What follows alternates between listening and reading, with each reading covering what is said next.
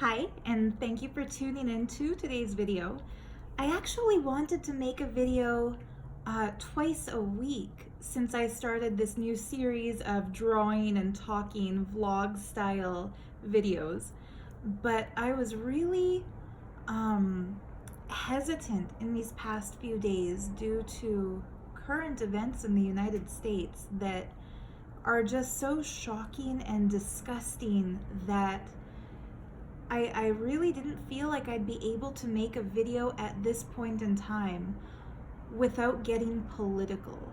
And that's something I really try to avoid getting on this channel because politics have such a tendency to divide people, because by nature a two-party political system, or a predominantly two-party political system like the American political system, really puts it into an us against them, Democrats versus Republicans. And I'm Canadian, so I mean I don't fall into either category of Democratic or Republican. I'm a Green Party vegan environmentalist all the way. But I mean, I'm just gonna be blatantly honest here. If you get triggered by, if you ever in your day-to-day life use the word libtard, just shut it down, move on, don't watch this video, because it's going to be triggering to your MAGA mind. And from my observation, Trump has made America hate again. He hasn't made it great, he has made it hate. And I'm just gonna start drawing as I talk, which is what probably some of you guys have tuned in for. This is what I drew in the last video. There's already something on the reverse side of this page, and I think I've told you guys that my goal for creating a new coloring book is to draw on both sides of every little sheet of paper in my watercolor paper stack here. And I'm getting really close to that goal. So here we go. I found a blank page on the reverse of this one here. So I'm going to make that the page for today's drawing. It feels a little bit weird, I guess, doing an abstract drawing for something really fun and meditative like a coloring book, while discussing politics and current events and hatred and racial tension and police brutality against ethnic minorities. But I've become pretty incensed, as I hope a lot of people have, in the past few days after seeing the extremely disturbing video of a white officer murdering, I think he's been charged with, not charged, he's being, charged with second-degree murder. I don't think it's gone to trial yet. I find it hard to even follow the story because, as far as I'm concerned, he should have been found guilty of first-degree murder, because it looked to me like he had the intent to kill that man. The moment he started kneeling on his neck and continuing to kneel on his neck despite the fact that he was saying, "I can't breathe," if you're, I guess, nobody with a kind heart would ever do this, so take the word "your" with a grain of salt here. But if you're ever kneeling on somebody's neck, playfully or for fun, and that person is like laughing and saying, "Haha, can't kill me," and so you keep kneeling on their neck because it's not deadly, that's one thing. But if you're kneeling on somebody's neck and that person is already gasping for breath and telling you that they can't breathe, and you keep your knee on their neck, you have the intention to kill that person. And the fact that local authorities tried to write off the actions of that murderer by saying that, you know, if somebody can say I can't breathe, then they're breathing.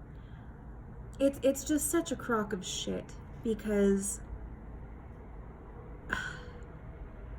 he was gasping and struggling to say those words. It's not like he was fluently articulating himself and telling the man who was killing him, hey, I can't really breathe right now. Would you mind removing your knee from my throat, because it's constricting my airway passages and I'm struggling a little bit down here. It's not like he was fluidly speaking and capable of expressing himself. He was gasping for air, crying out for his mother, and really begging for the mercy of being let go. And that's first-degree murder. Killing somebody intentionally, knowing that you're killing them. Anyhow, I wasn't surprised that people broke the social distancing instruction to go out and protest for Black Lives Matter, because it's not that George Floyd was the first black man killed by a white officer. He's not the first black man killed by a white officer, and the officer lied and said he was resisting arrest even though he wasn't. He was cooperating. I've seen that video, the surveillance tapes and the cell phone footage. And so it's not an isolated event. It's like the straw that broke the camel's back, and people just won't take that kind of institutional racism anymore by people who supposedly are meant to serve and protect.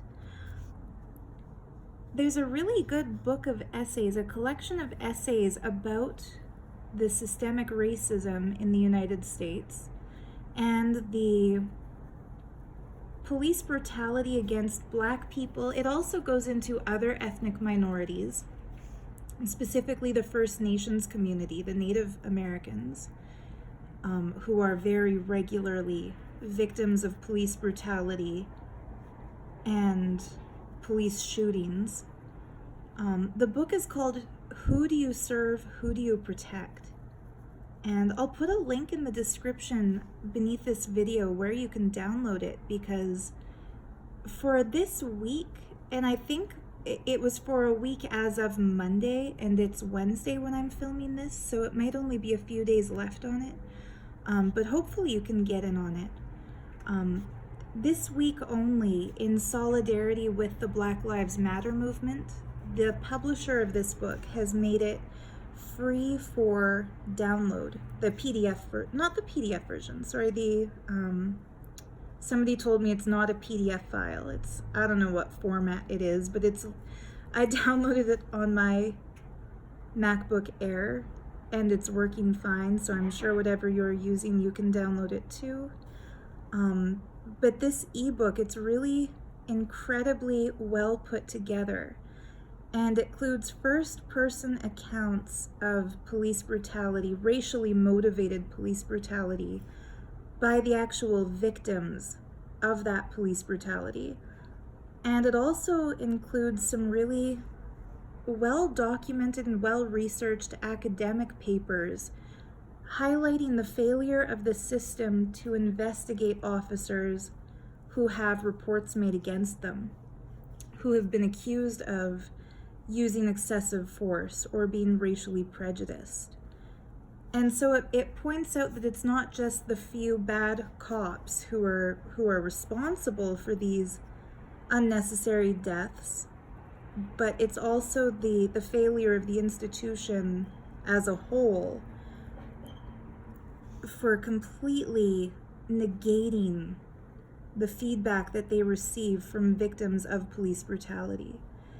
And it's really crazy that there's a line that people can call if they've been falsely arrested, if they've been, handcuffed without reason, or if they've been beaten by the police, or if they know somebody who was killed by the police.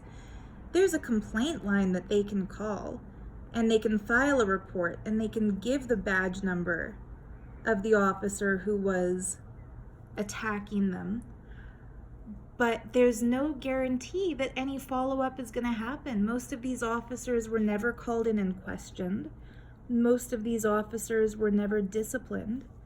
And that information is not really released to the general public on a regular basis. People assume that, I mean, I've seen in the last few days people who are at these protests, they're posting on Twitter and on Instagram videos of police attacking peaceful protesters, and those cops are hiding their badge numbers and not releasing their badge numbers and not giving their names because they don't want to be accountable. They don't want to be questioned for the crimes against protesters that they're committing. And so it's kind of assumed that if you do get an officer's badge number and you report the hate crimes of that officer, you'd like to think that their supervisor is going to call them in, sit them down, maybe suspend them, maybe force them to take a course on peaceful conflict resolution, depending on the severity of their actions, possibly fire them. It's a broken system, and it's extremely important for everyone to understand how it feels for people of color to know that if they're ever in danger or afraid because somebody is threatening them, or if they ever just need help, who are they supposed to go to? I've been really looking within myself a lot these past few days, contemplating on how much I've taken for granted in life, my personal white privilege. It's not something that generally comes up in conversation. It's not something that I typically think about because, like I said, we take it for granted, those of us who are white, that, you know, if we're ever in trouble, if I'm ever walking down the street and I trip and fall and I sprain my ankle, if I see a police officer down the block, I'll shout, "Officer, please come help me." And I'll say, I twisted my ankle. Can you know, I don't know. I'd usually have my cell phone and just call 911 myself. But my point being, if I'm ever out and I need some kind of emergency assistance, if I see a police officer, I see that officer as somebody who can help me, somebody who wants to help me. And I mean, there was a photo that's been kind of circulating on Facebook of a black man wearing a t-shirt that says, dear cops, I'm a white woman. And I think that kind of says it all.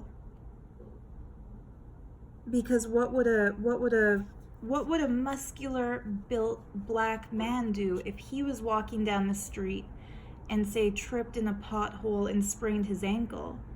You know? A cop could easily blame him for his own injury and say, "Who were you running from? Why were you running?" Even if he wasn't running. Could easily accuse him of jaywalking. "Well, what were you doing walking in the street anyway? There's no crosswalk here." You know, it's not a fair system. And I mean, I don't mean to get into hypotheticals, because I'm sure there are people, myself included, who don't like to argue hypothetical situations and say, "Well, you know, you didn't say before you were jaywalking," or whatever it might be. So let's drop that whole tangent and get back to reality of the situation here. There's a story that has been, I shared it on my Facebook page, and I've seen a lot of people tweeting it and sharing it on their Facebook pages, of an art school professor who was on his way to get a burrito for lunch and drove from the university where he was teaching to his typical lunch place, parked his car, started crossing the street, and got grabbed by a group of white police officers and held, and they asked him where he was coming from, what he was doing, why he was there. And he told them where he was coming from, that he was coming from his home on his way to his school, to his work. He was getting his lunch.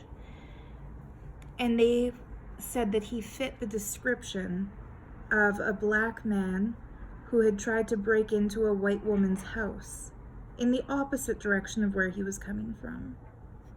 And the way he describes his experience, it's a first-person account of racial profiling and of the terror an innocent black man felt in that moment when he was being questioned by the police about a crime he did not commit.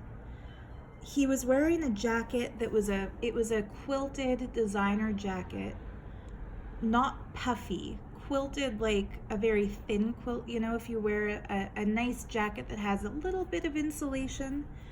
And he was wearing a knitted toque that was multicolor, striped, handmade, like the kind of cute toque you'd find on Etsy that's a friend of his had knitted for him.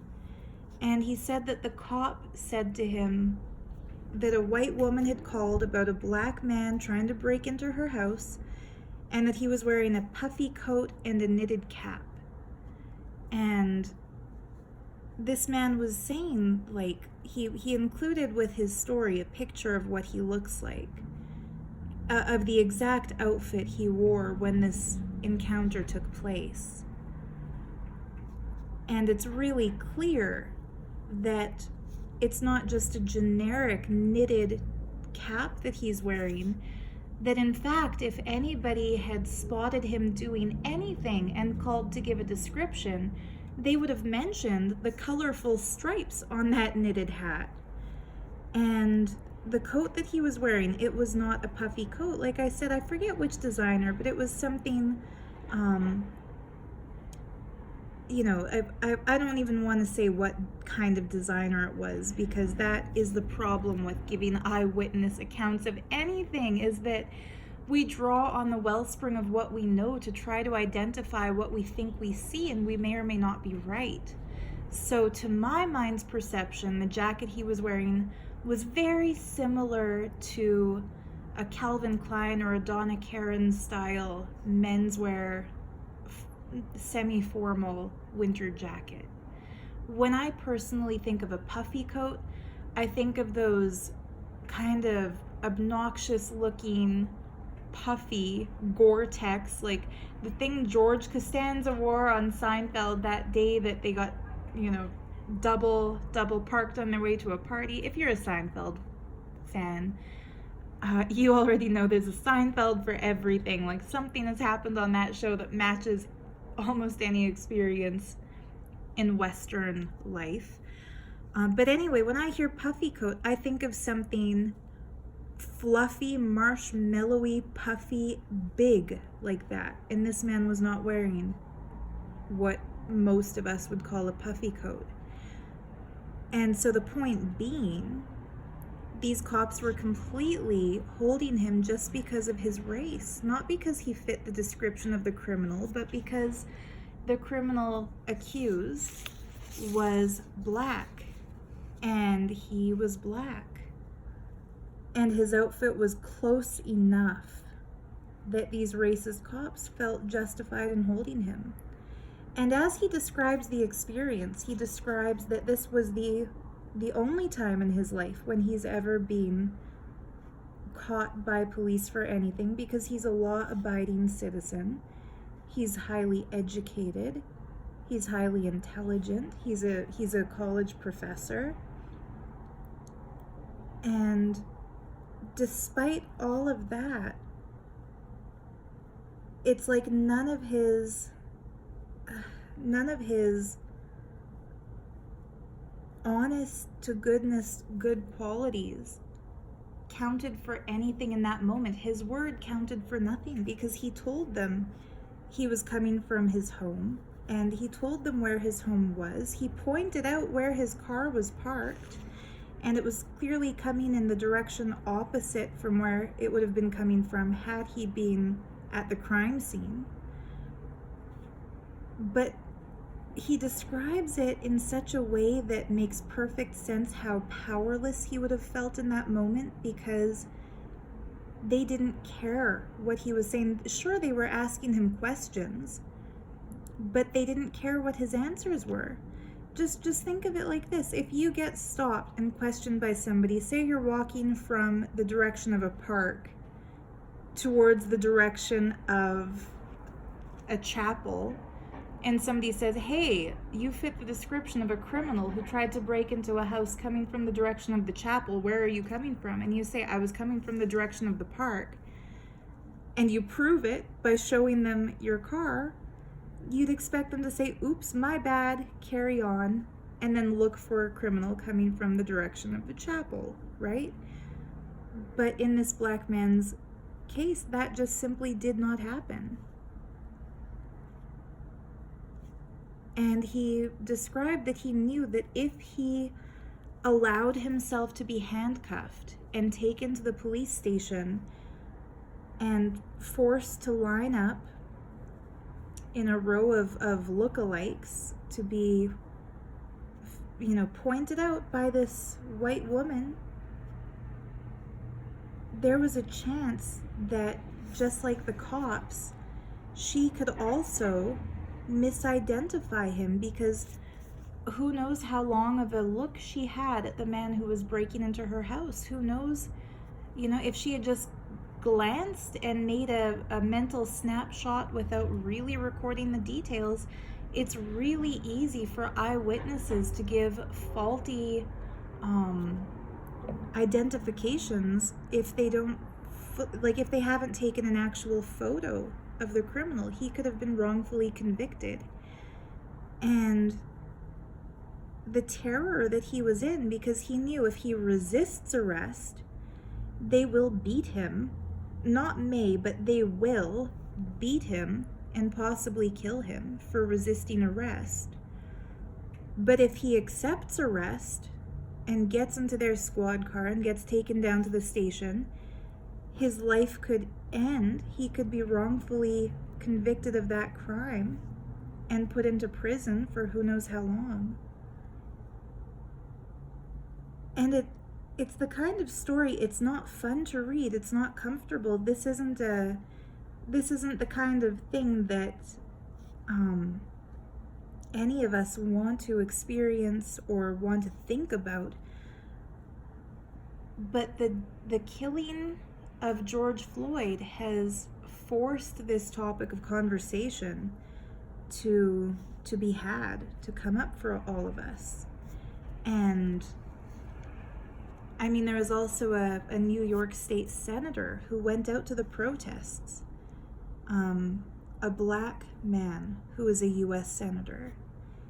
And he shares his story that he decided to join the peaceful protest because there is institutional racism against black people, and it does have to stop.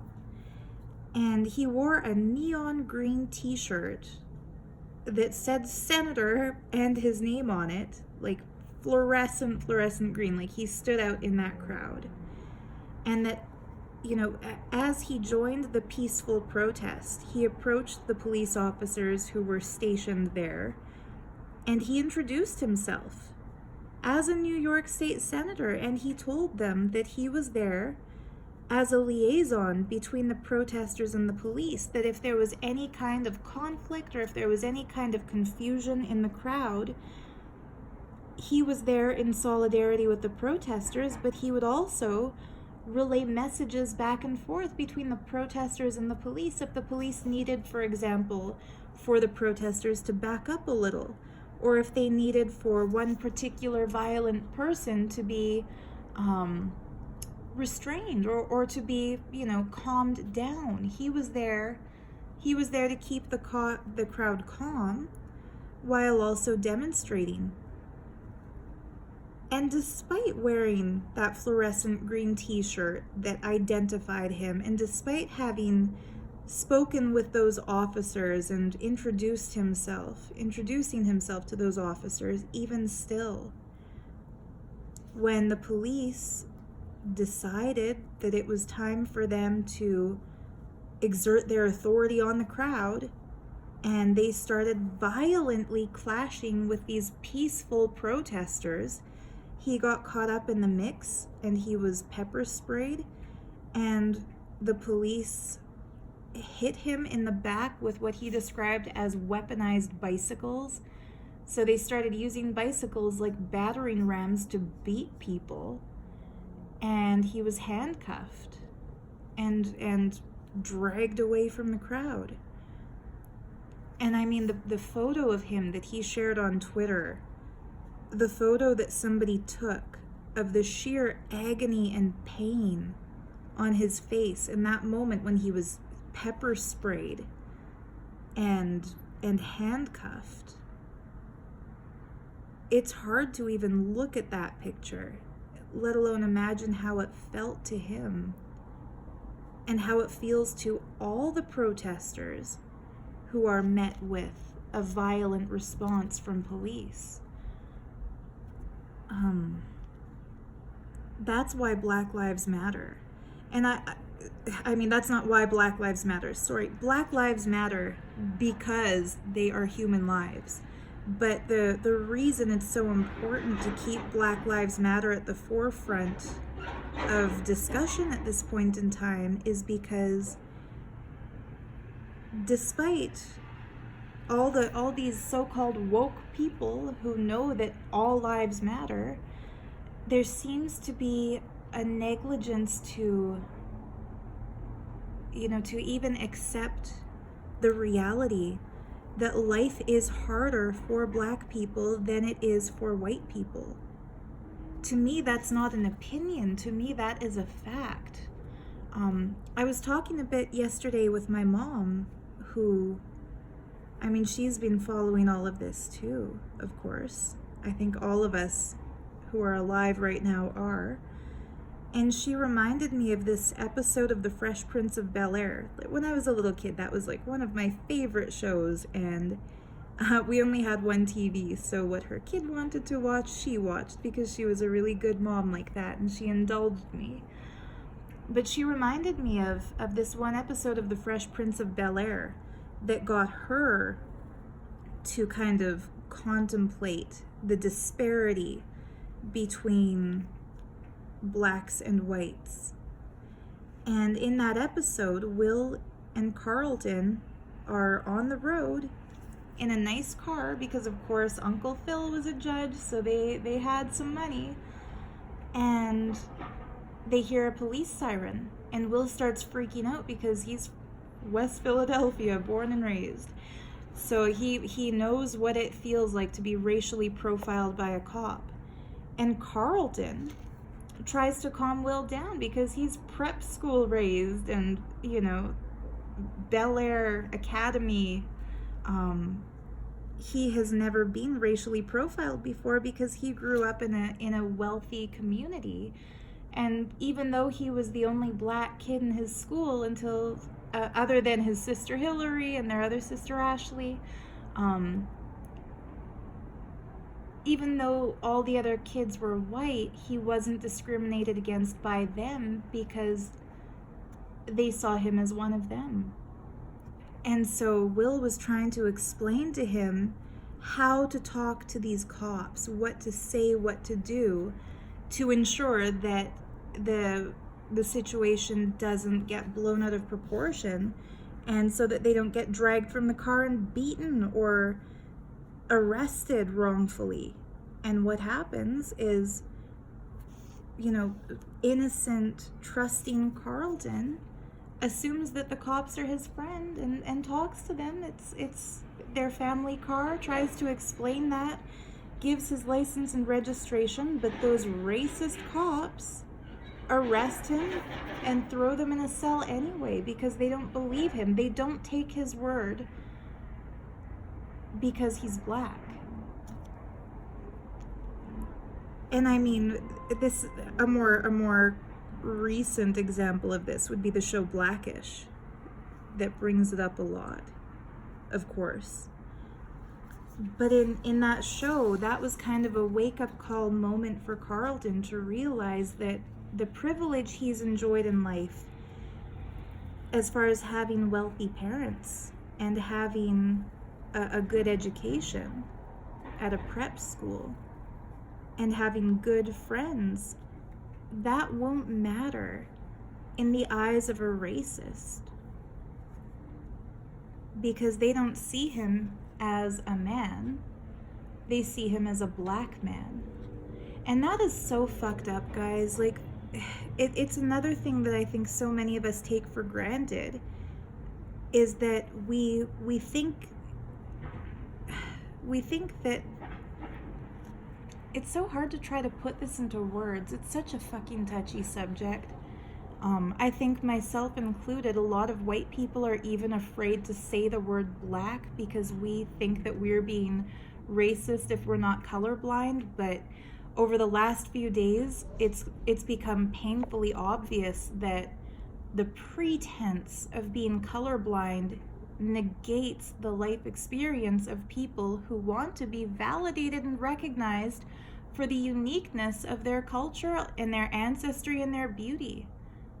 You know, if you see a beautiful First Nations woman, a Native American woman, it would be ignorant to say, oh, I don't see race, because that woman has every right to be proud of her ancestors. If you see a strong black man or a strong black woman and you say, I don't see race, it's negating their right to be proud of their strength and their ancestral power.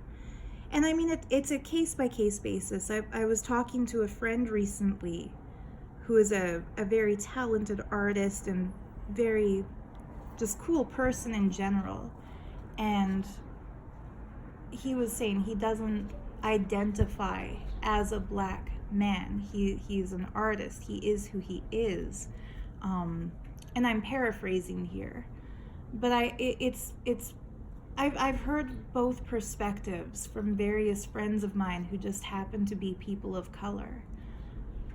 But the predominant message I'm getting from these black friends is that they want to be acknowledged as black and as strong and black and beautiful and black.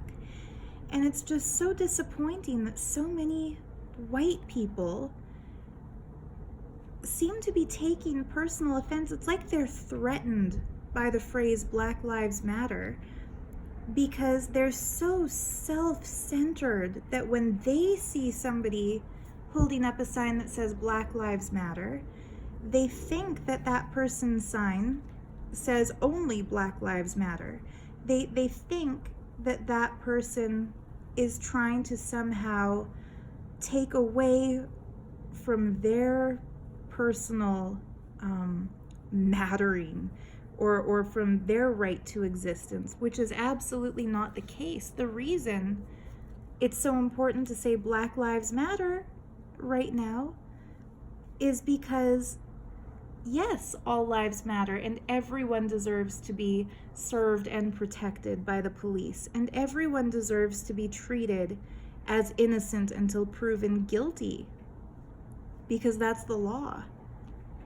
And yet everyone is not served and protected by the police, and everyone is not assumed innocent until guilty, despite the fact that that's the law. What white people enjoy as, you know, an expected, assumed privilege that they don't even realize they have, black people are crying out and asking for because it's their right too, and it's a right that they're denied.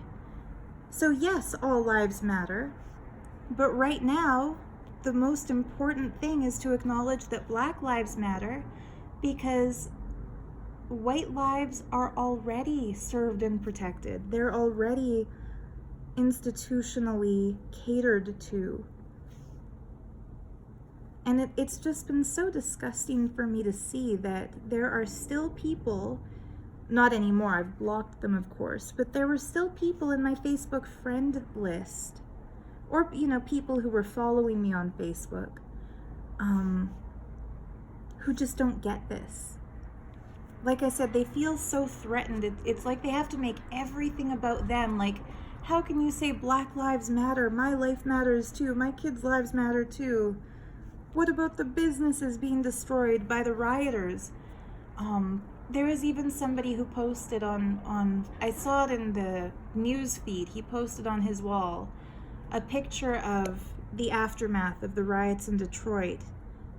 And he actually captioned that by saying Black people should be forced to pay for this. And that's the most racist fucking thing I've ever seen, because I have seen so many videos in the last few days of white rioters storming into this Black Lives Matter protest, wielding skateboards to bash in windows of businesses, and the Black protesters are disarming them. There was a video I saw just now on Twitter before I started this video of, like I said, just a white punk kid bashing in the window of a business with his skateboard, and a group of Black guys are kind of moving in and looking at each other, because you can just read their body language that they don't want to hit this guy. They don't want to violently take him down. And so they get really close, and finally when he swings his skateboard back to get another strike at breaking this window, the Black guy closest to him just grabs the skateboard and pulls it away, and then they motion for him to leave, and he kind of backs off, and he looks a little startled.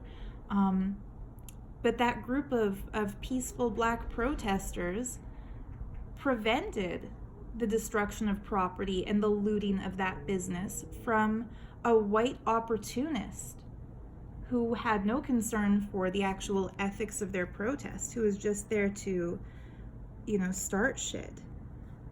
And I mean, there's all kinds of proof out there online about how different radical groups are honing in on these protests, and they have their own separate agenda, and they're trying to cause a disturbance. But I think a bigger threat than Antifa, than anti-fascists, a bigger threat than anti-fascists are fascists. And it's a fascist fuckface move to declare that every protester is a member of Antifa, and that Antifa is a terrorist organization, because that gives the National Guard and the police the go-ahead to use excessive force and to use tear gas, which is a war crime, to use tear gas against peaceful protesters, against your own human population. It's just, I can't believe that some people are still supporting Trump the tyrant when, look at what he's done. And this is why I don't like getting political on YouTube videos, because I know a lot of you guys probably watch my videos to relax or to get inspired to draw, and I'm kind of surprising myself in this one that I'm able to keep drawing while talking about this. But I'm going to get into my theory on why I'm able to do that after I make this next point. But I try to avoid getting political in my videos, because I know there are a lot of people who started watching my channel at a time when I was very passionately describing what I believed to be was an international conspiracy against enlightenment, perpetuated by the system that fluoridates our water and programs us through network programming in the television stations, and selectively teaches us history based on who wrote the history books in school. And I still do stand by all of that. But I see a lot of people who miss the point of what I believe, and they assume that, like them, I believe that Trump is not a part of that institutional problem. Like there are people out there who they see network television programming as something that is programming the population, which it is. Um, and yet they seem to think that Trump is a solution to that because he calls out the mainstream media as the lamestream media. Like they seem to think that he's not part of the problem and forget the fact that he had that stupid reality TV show on mainstream media. It was part of the network programming. I forget the name of his show because I didn't own a TV at that time, and I still don't own a TV because I believe in what I say. I do watch TV when I'm at my mom's house. I'll be honest, there are some shows that I have fun watching, but discerningly, knowing that it's not reality, it's television. I'm sure one of you can mention in the comments below what that show was called, but it was one of those dumb shows where he, as a rich, powerful white CEO, The Apprentice, I just remembered what it was called, because I was going to say he would hire different people as temporary apprentices, and then like on Survivor, one would get eliminated each week. Like, fuck off with the theory that he is the first non-Illuminati president, or that he is going to change the system because they can't control him like they control the others. He bowed to his network executive producers just like any other scripted pretend reality TV star does. He's no different than the Kardashians. He's no different than the news broadcasters who his trumpets seem to think he is a solution to. His calling the mainstream media fake news or lamestream is the exact same thing the fraud cult leader who calls himself Nityananda used to do when the mainstream media in India reported truthful news about the sexual relationship he had with one of his disciples named Ranjita. It's the same thing.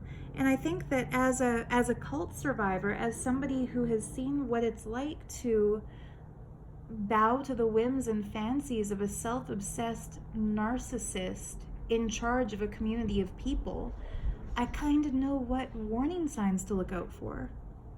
And so in the last few days, when I've mentioned on Facebook that it's pretty sickening to see Trump revealing himself as a total racist and a megalomaniac, and becoming more and more of a fascist dictator, which we'd like to think that a Democratic president could not become, but he's really making every effort. It's just been really shocking to me that there are still people who listen to my content and think for themselves, and yet they think that he's a good guy. And one condescending jerk tried, I really want to say mansplaining, but I've had other guys tell me that they find the term mansplaining to be sexist and offensive. But no, one condescending jerk condescendingly spoke at me or wrote at me on Facebook saying that I'm in a whole other cult now of the lamestream media, and I'm a libtard, and that I've joined the cult of the libtards because I can't see the real Trump through all the propaganda on the lamestream media. And it's like, I haven't watched a single mainstream media news report about Trump in the last 3 years of his unfortunate presidency. I haven't watched a single news report about him because I don't watch the news.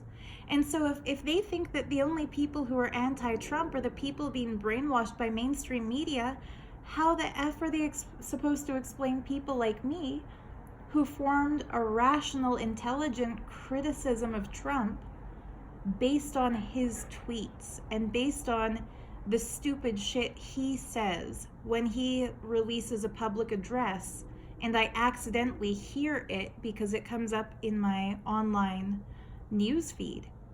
My opinion of him is not based on some newscaster telling me what to think about him. My opinion of him is based on my perceptions and my discernment. And anybody with the arrogance to say that they will legally dictate what Twitter can and can't allow to be tweeted by other people, removing the freedom of speech of their critics. That's such a fascist move. Guys, who else has done this in the history of the world? Which other dictators have dictated what the media can and can't portray in their countries? It's so painfully obvious that it's really disappointing to see how many people fall for his bullshit and fall for his propaganda and fall for the extreme right-wing conspiracy theories. It's just stupid. And I know how it feels to be brainwashed, and I know how it feels to fall for conspiracy theories. And it's just so annoying that they think that they're in the right. And the more they hear rational concerns presented by the side that they think is wrong, the more they dig their heels in and say that they're right, because that's what their fraud leader told them the opponent is going to say. It's so cult-like. But anyway, the reason I try to avoid getting into stuff like this on my channel is that I know that because I have been a conspiracy theorist myself in the past, and to a certain degree I still am today, I know that because of that, a lot of people who are conspiracy theorists, but in the defense of Trump the tyrant, I really hope that catches on. If you feel the same way I do, feel free to take that and use it yourself, Trump the tyrant. Or Tyrannosaurus Trump. I think that's a funny one too. I came up with that last night and I laughed myself to sleep thinking about it. Just this Cheeto looking dinosaur cartoon, Trump, Tyrannosaurus Trump, ranting away. I mean, I'm not one to criticize somebody for ranting when I've got a YouTube channel where I basically just draw and rant. But yeah, the reason I try not to get political in these videos is that I know that I'm gonna lose a lot of subscribers and there's gonna be controversy in the comment section, and you know, 99.999% of the time I really get stressed out is the wrong word. I guess you could call it anxiety. I get anxiety about conflict. I don't like being involved in conflict. I don't like arguing, believe it or not. I prefer peace. I prefer conversation over agitation. I like communication. Typically, I'm just like everybody else, where I would rather have a conversation with somebody who agrees with me, where we can share our ideas about our commonalities and share our experiences in a relatable way, in an agreement with each other. To me, that is so much more enjoyable than butting heads with a butthead. And I just know that when I get into veganism, there are going to be individuals who don't consider the lives of non-human animals to be worth saving, who are going to spew their hatred against vegans and their disdain for the lives of animals in the comment section below. And I just find that annoying, bothersome, because to me that sounds, it's reminiscent of like if you see a tantrum throwing 2-year-old bashing their head against the wall. As a parent, you want to just run in and intervene because your kid is going to hurt their head.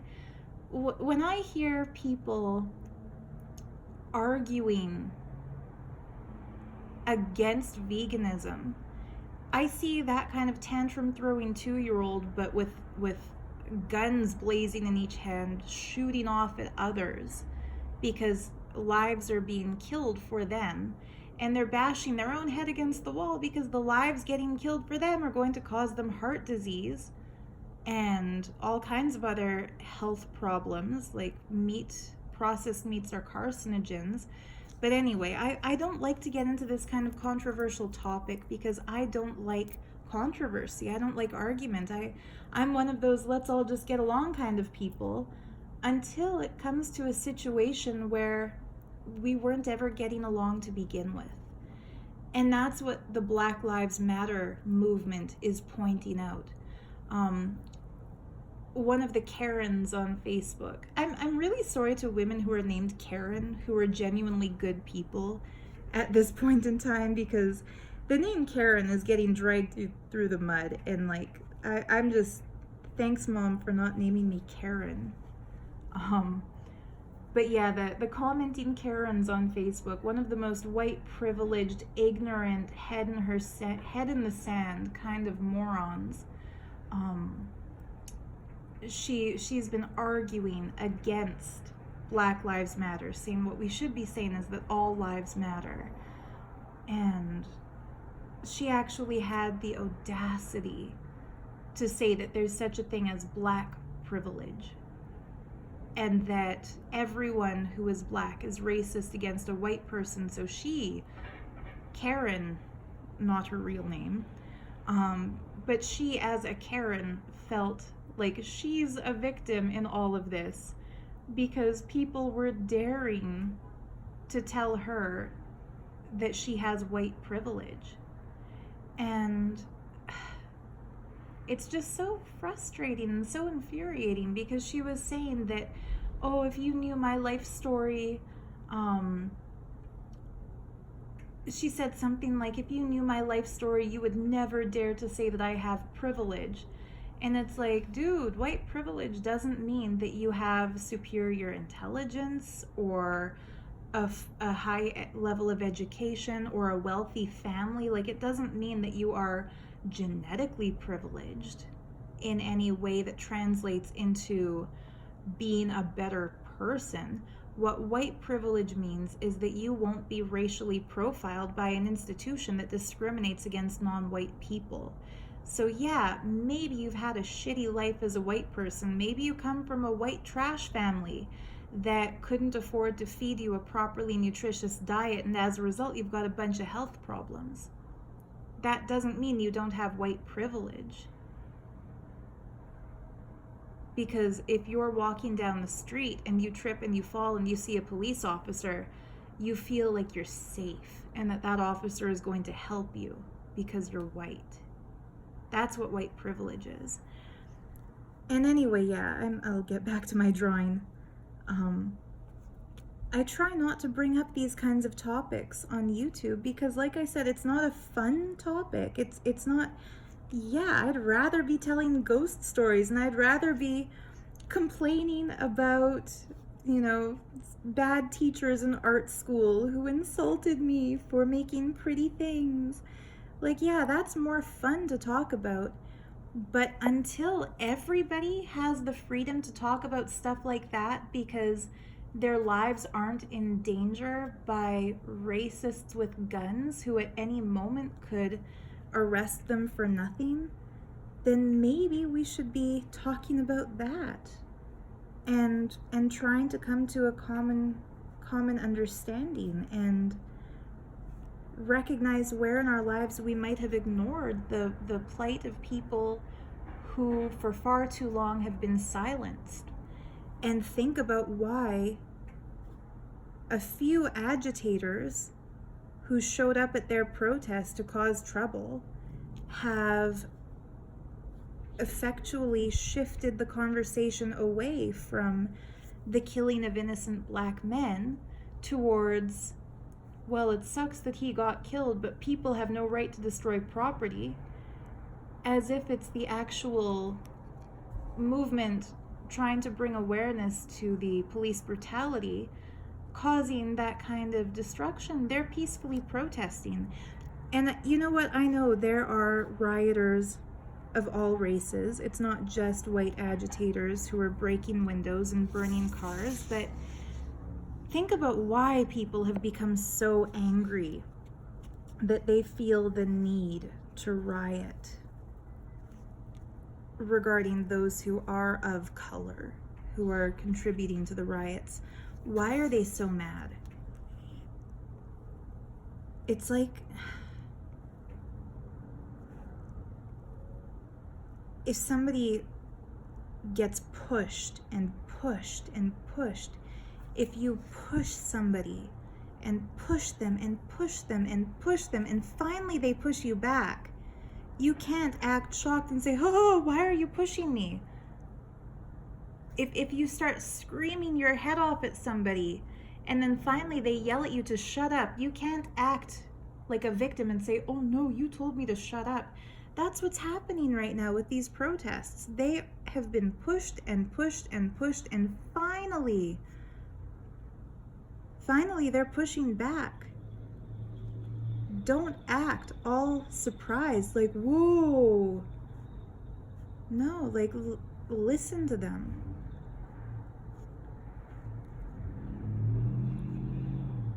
There's been a major communication lapse. I've got in my cart right now a book that I want to order when the economy bounces back and my jewelry shop sales start coming in regularly again.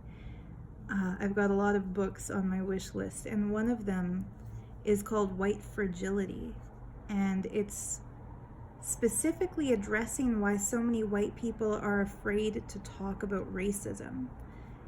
And this is something I myself am guilty of. I remember there was a specific incident recently, and I wish I could remember where I was and what I was doing, but I remember I was talking to one of my friends who had also been in India when I was in India, and we were talking about a mutual friend, and they couldn't remember who that mutual friend was.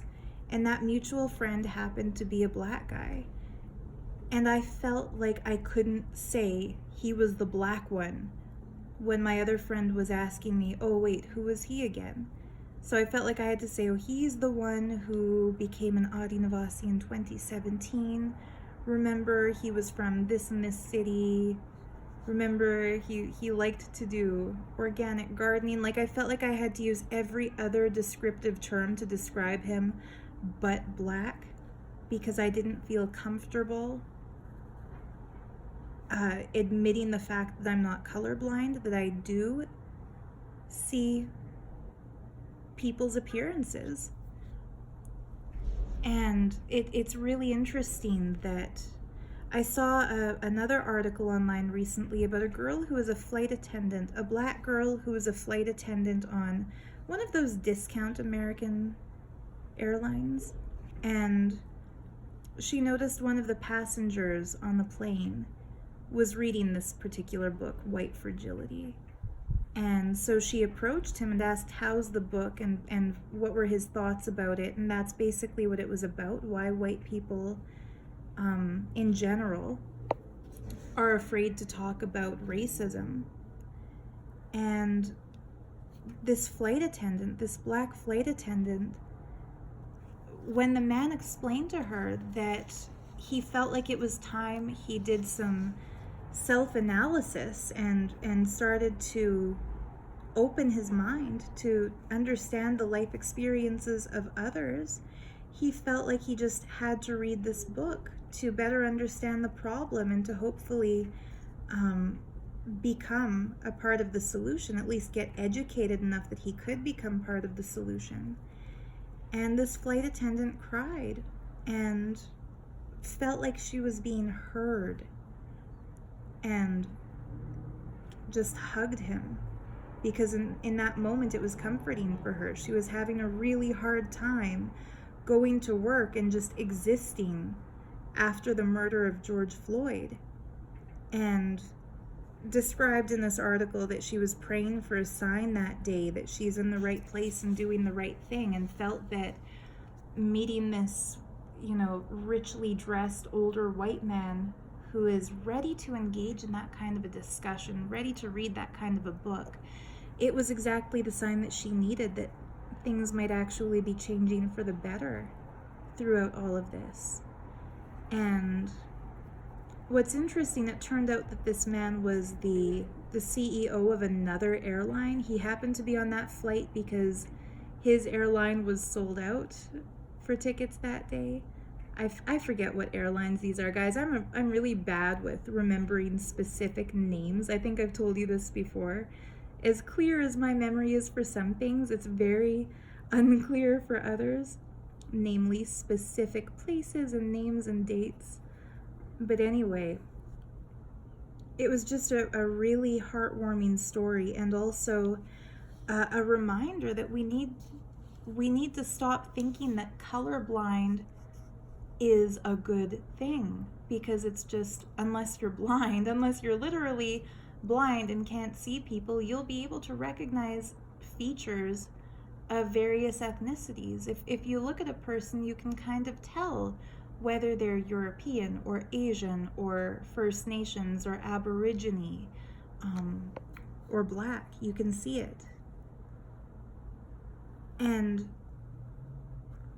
until we understand that all races are good, it'll be hard to recognize that not being colorblind, or that recognizing other races is also good. Like, why would we think that it's wrong to say, oh, hey, you want to know who so-and-so is? Oh, he's the only Black guy in the group. Why would we think that it's offensive to say he's the Black guy? It's because it's been kind of ingrained in us. Explicitly or implicitly, we've been made to feel that somebody would feel a sort of shame for being identified as the Black one, right? Or up here in Canada, where people really proudly boast that there's no racism against Black people, it's offensive. People assume it's offensive to be the Native one. In my own personal life, I've never witnessed, other than on Facebook in the last few days by some really white supremacist people, but in real life, I've never witnessed racism against a Black person. But I have witnessed racism against Native people a lot. One of my social studies teachers in junior high, he did kind of a thought experiment with the class.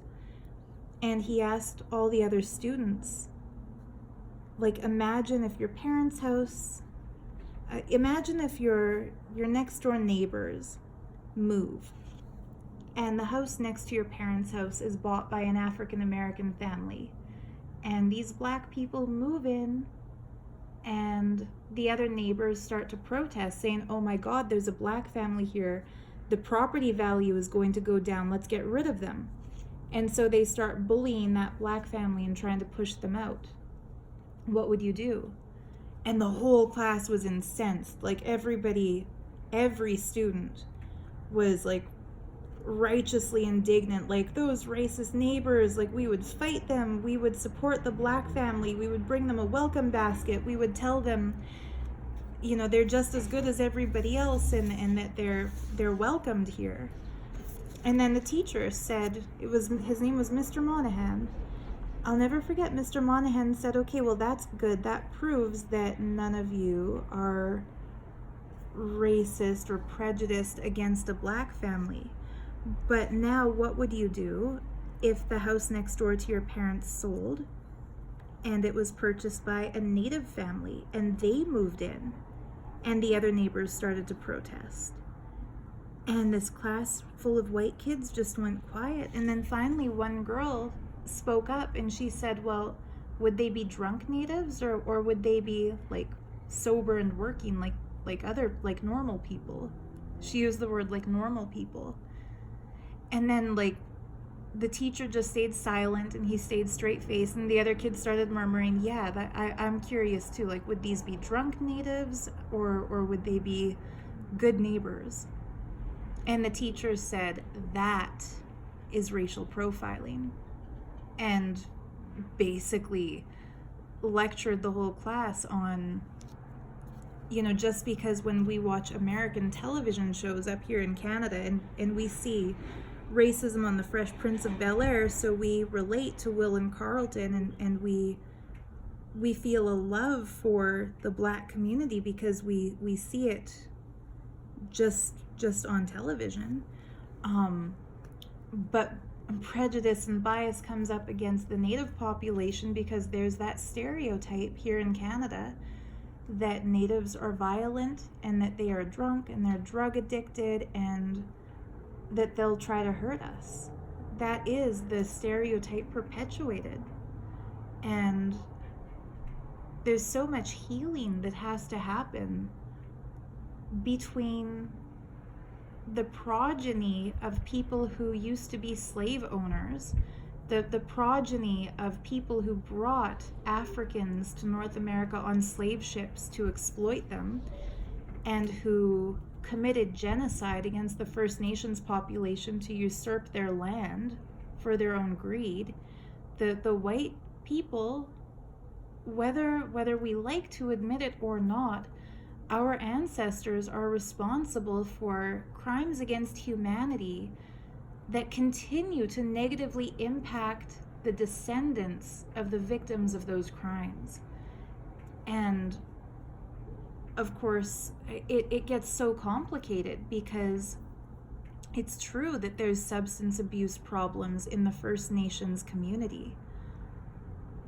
But if we blame the First Nations people for those substance abuse problems and demonize them for it and fear them for it and justify racism because of it, we are guilty of completely washing our hands of the responsibility our ancestors had for those problems. Because alcohol didn't exist to Native Americans. It was brought here by Europeans. So if they've become addicted, we have made them addicted. You know what I mean? And some really racist little, I almost said twat. I'm gonna get so demonetized for this video. Whatever. But some little racist brat of a white girl actually posted on social media a statement. I don't even like repeating it because it's so disgusting, but she tweeted or TikToked or something, "This wouldn't be happening if we had kept them as slaves."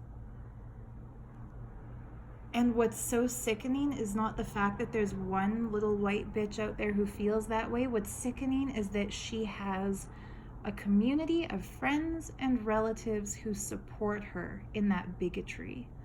And that there are other people who don't even consider themselves to be racist who are silently supporting that by saying all lives matter instead of Black Lives Matter, because they can't see past their own noses right now to understand that this isn't about all lives. This is about the lives that are being exploited and mistreated and prejudged and killed for no reason.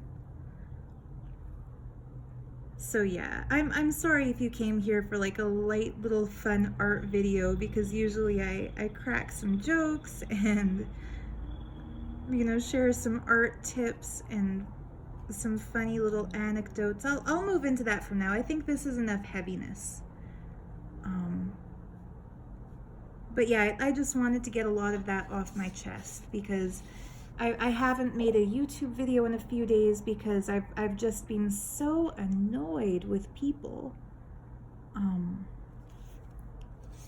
With people who are trying to use their social media platforms to self-indulge and ignore the issues at this point. But anyway, a long time ago, I had said that I was surprised I'm able to talk about something like this while drawing, and that I had my theory about how that's possible.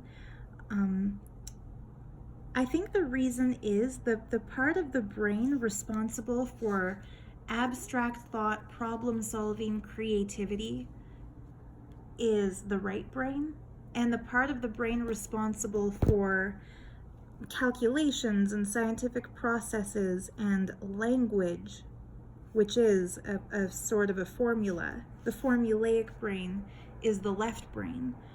And I think maybe this is just my theory. This is something I would be very interested in discussing in the comments with any of you who are still here. If you're still here, thank you for still being here in this video. But this is something I'd be curious to talk about, because I've had a few friends of mine tell me recently that it is extremely hard to both draw and talk simultaneously. And there were a few people who thought that I was drawing and then recording a voiceover, who didn't realize that I'm drawing and talking simultaneously. And when I explained that, no, I just turn the video camera on and introduce my topic and then start drawing and talking at the same time. Yeah, and they've asked, do you know how hard that is for people to do? And to me, that kind of came as a shock, because it's not easy or hard, it just is. Like, you know, if you're given a math equation and you solve it and you're able to solve it, you might say that was easy. And if you struggle with it but you figure it out, you'd say that was hard. But if somebody gives you a menu at a restaurant and says, pick what you want, you're not going to say like, oh, you know, reading this menu is easy or reading this menu is hard, because we kind of just take it for granted that it is what it is. It's not easy or hard, you just do it. For me, drawing and talking simultaneously like this, it's not easy or hard, I just do it. But for Mermaid, I kind of missed the boat on Mermaid this year. Mermaid is something that the online artist community or the online illustrator community has created, sort of like Inktober, where every day for the month of May, online artists and YouTube artists and Instagram artists will make art in the theme of the mermaid. And so I was going to get in on that this year and just kind of stretch my artistic muscles in the direction of being able to do some illustration, even though my first love is and always will be abstract art, because I think I've mentioned this in previous videos, but I kind of want, not kind of, I'm going to own it here. I want to one day publish my own tarot deck and also create an oracle card deck. So I want to make two decks, one my own version of a tarot deck and one my own version of an oracle deck. And I don't want those to be entirely abstract illustrations. I would like to illustrate the concepts presented on those intuitive cards in a visual language that is immediately recognizable by the psyche of the person looking at them. Because what makes it possible to intuitively read a tarot deck without studying the little book that comes with it is that first impression and that feeling that we get when we look at a picture in a deck. And if something is entirely abstract, I kind of question whether or not it will communicate that message on the same instant level as something representational. Because if I draw a picture at a time when I'm really, really happy, there will be some people who have a very strong gift for perception who will look at that picture and feel the joy coming through that drawing. But not everybody has that intuitive instinct developed in them. Other people might need to see something more blatant, like a smiling face or a sad face, to know whether somebody is happy or sad. And that kind of art is a universal language of symbolism. Happy versus sad, a look of tension versus a look of contemplation or ease or comfort. And anyway, I wanted to kind of practice my illustration skills, because I have not made any kind of representational art in years, not since I kind of had to at art school, other than a few pictures I made while in the cult. But anyway, I didn't post any of them online yet because I find it so challenging to buckle down and work on a representational drawing that half the time I'll start them without even finishing them because they just, I lose interest too much. And I realized, I was kind of questioning, why do I have the capacity to sit down and draw like a book full of abstract pages and never feel bored? But the moment I try making a single representational image, after half an hour, I'm just looking for anything else to do to get out of that task. Like, oh, you know what? I should make some jewelry because I haven't put anything new in my shop in a while. And I should jump up and do the dishes. And hey, how much water is in the cat's dishes? I'm going to go change their water. Like, I was looking for reasons to get out of making those illustrations. And I realized it's because that activity requires the use of both my left brain and my right brain. Whereas doing something like this only requires my right brain and leaves my left brain free to think about other topics or to do other tasks, like listen to a podcast while I'm drawing, or talk like this while I'm drawing, because it's a different part of the brain. Whereas when I'm drawing something representational, whatever it might be, whether it's a very realistic drawing or a cartoonish drawing, whatever it is, it's engaging both sides of my brain because I have to think about what I'm putting on the page next. Like, how am I going to depict this hair in a way that the viewer reads it as hair instead of just swirly lines or clumps of lines? How am I going to draw the expression on this mermaid's face? I want her to look serene, not necessarily smiling, but not resting bitch face. Like, how am I going to portray this? And as soon as I have to think about the drawing as I'm drawing the drawing, I get bored. And so it's really funny because people will sometimes ask me, how do I have the patience to draw like this? And I think it's because they are at the point with abstract drawing that I'm at with representational drawing, which is that they still have to think about it. And I just kind of feel like I outgrew the need to think about this kind of drawing over the years because I've always done it. Like the very first time I drew an abstract, highly detailed pattern like this, I was 9 months old and still in the high chair. My mom's got pictures of it. I couldn't even talk yet. I mean, I'd said a couple of sentences at 9 months, but I wasn't linguistically processing information on a regular basis yet. But, and it might have been 10 months. I'd have to ask my mom to be specific, but she told me it really caught her off guard one day because my mother is a single mother.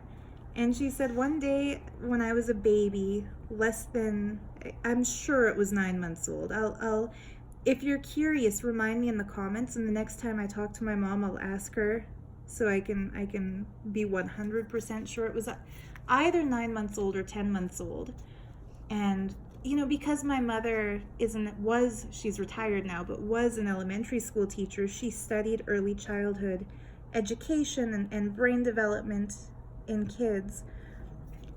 So she said it really caught her off guard because I wasn't yet the age at which a baby is supposed to be able to form a sentence. Like it would have been around the age where the first word might be coming out, but not a full sentence. And I was sitting in my high chair and she was in the kitchen making a meal. And I just said, "Mommy, where's my daddy?"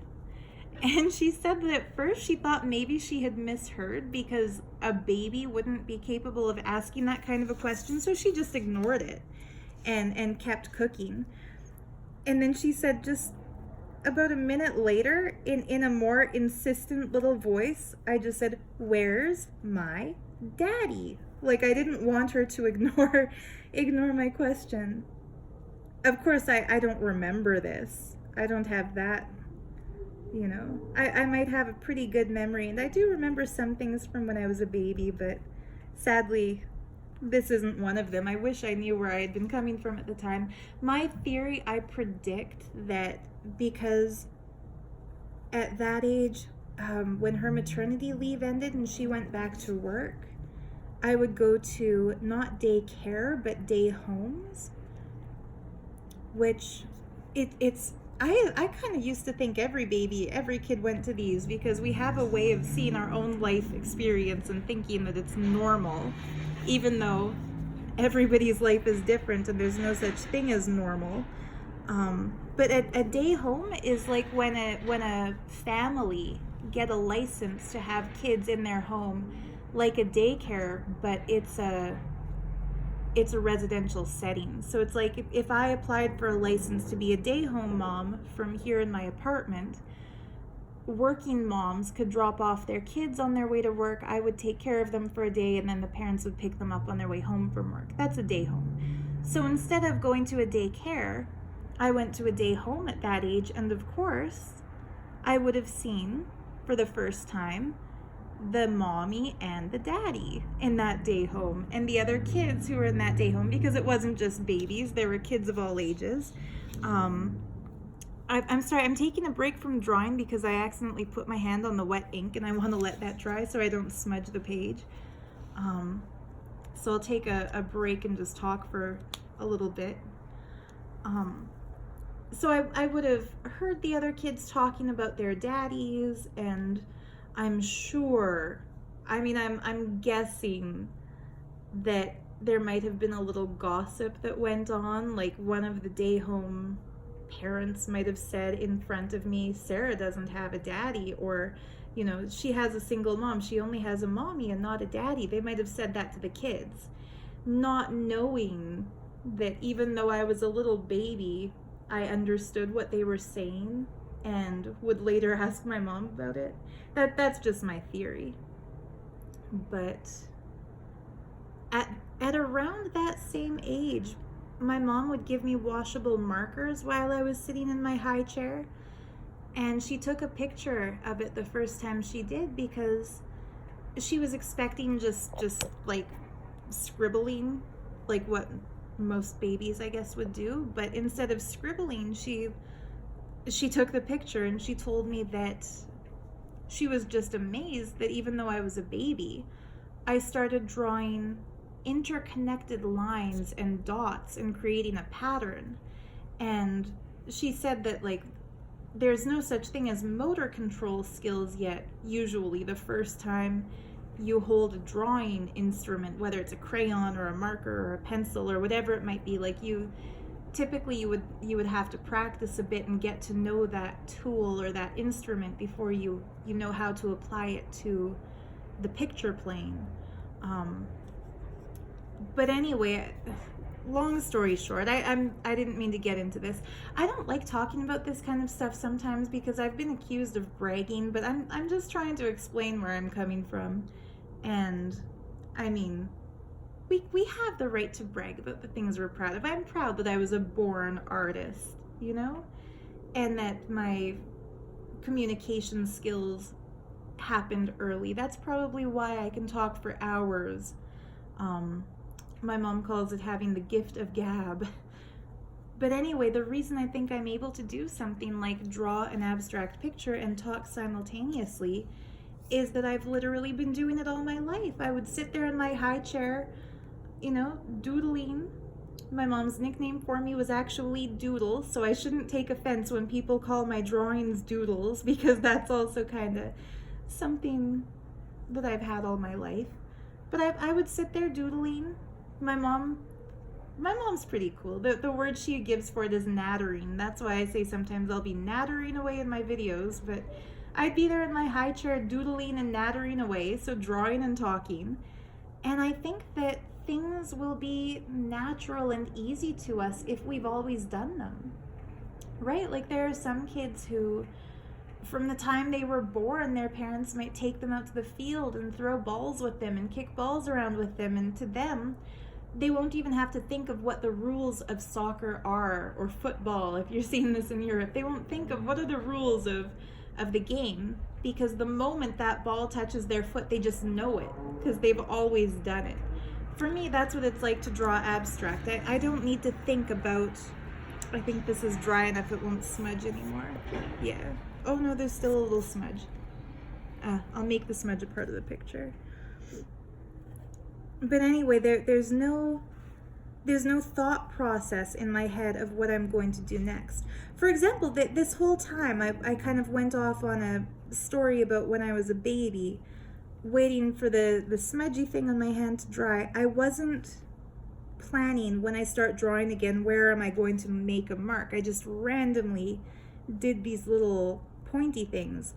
That wasn't a conscious, thought out, pre-planned decision. It's all spontaneous. My abstract drawings are all completely spontaneous, and they happen from a center in my brain separate from the linguistic center.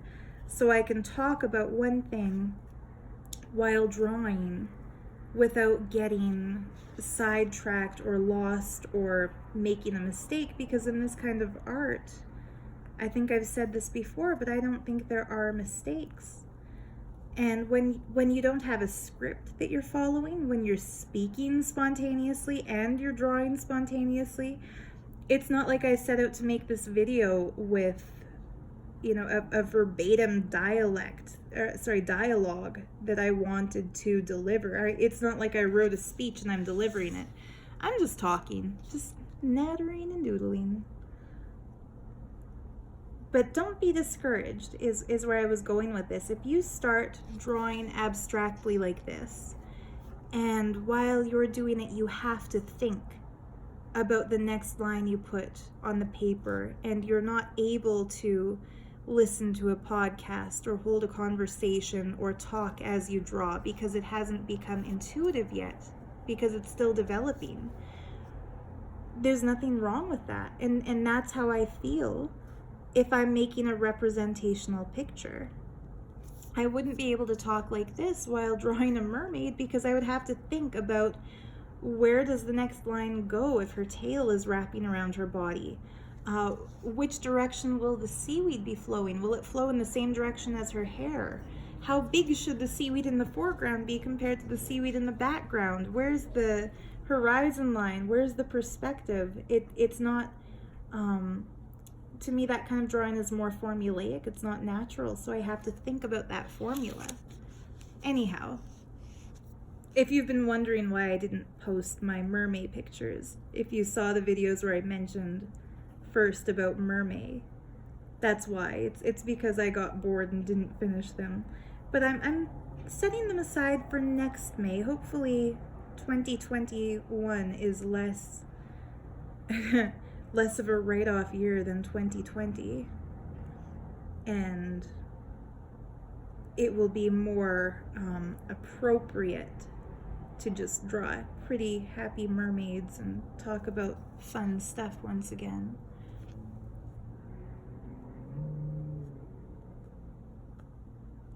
Meanwhile, I'm curious about your thoughts in the comment section below. Please, not argumentatively. I'm pretty sure none of the trumpets who are in favor of Trump the tyrant have watched this whole thing, but if you are, please know that if you leave a long, highly thought out, argumentative, condescending theory beneath my video about how I'm in another cult now, and it's the cult of the lamestream media, and I believe everything they say, just don't bother, because you know what? The same way Trump the tyrant thinks that he has the right to dictate what can and can't get shared on, on social media, that same way I'm gonna be a tyrant about my own YouTube channel. If people are commenting in the comment section just to cause arguments or to try to force other people to believe the bullshit that they think everyone has to believe, I'm just gonna delete and block, because that's not the energy I'm here for. That's not what I choose to experience in my life. And that doesn't mean that I'm silencing other voices, because if you want to start your own YouTube channel where you share your views that differ from my views, I'm not going to try to stop you from doing that. I'm not going to go to your channel and argue beneath in the comment section. Live and let live. You know what? If you want to talk about how white lives matter, and you want to talk about how, the tyrant has made America what you think is great, even though the rest of us can plainly see he has made America hate by creating conflict where there doesn't need to be conflict. Like if he hadn't called for the National Guard to shoot at peaceful protesters, they would have continued protesting peacefully. I'm not even a Christian. I don't like talking about spirituality anymore, because I don't want to imply that other people should be practicing what I practice ever again. But just for the record, I still consider Kali, Mahakali, the goddess Kali, the mother who is an embodiment of the primordial darkness from which everything manifests, Kali. She is still my Ishta Devata, and Hinduism is still the reflection of the cosmos translated through human perspective that resonates the most with me. I'm not religious now. I don't think any religion sufficiently encapsulates the entirety of existence, because all religions are created by human beings who perceive the divine in their own way and passed it down through the generations in their own way. And in that sense, all of them are true, have seen some form that they consider worthy of passing down. But in that same sense, all of them are incomplete, because I don't really think that we have the capacity through our human perception to recognize infinity. Anyhow, I don't want to get sidetracked into that. Where I was going with all of this is that of all the religions, the ones that I consider to be the least complete and the most untrue, and even, sorry to say, but reprehensible, the religions I just don't even care to explore, are the Abrahamic religions, the patriarchal, judgmental, fear-mongering, do as I say, commandment-based religions. That said,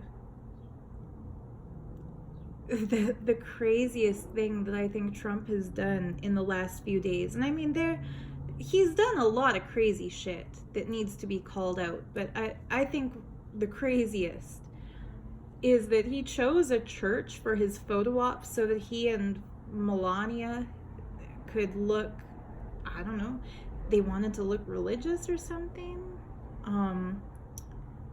So he picked a church that he wanted to be the backdrop for his photo shoot and his press meet. And instead of approaching the clergy and requesting the use of their church, he had his people tear gas the clergy and clear them out of the church without asking. Like, holy fucking shit, guys. Can you imagine, in the entire history of the United States of America, even some of the worst motherfuckers who have been in charge of that country, can you imagine, like,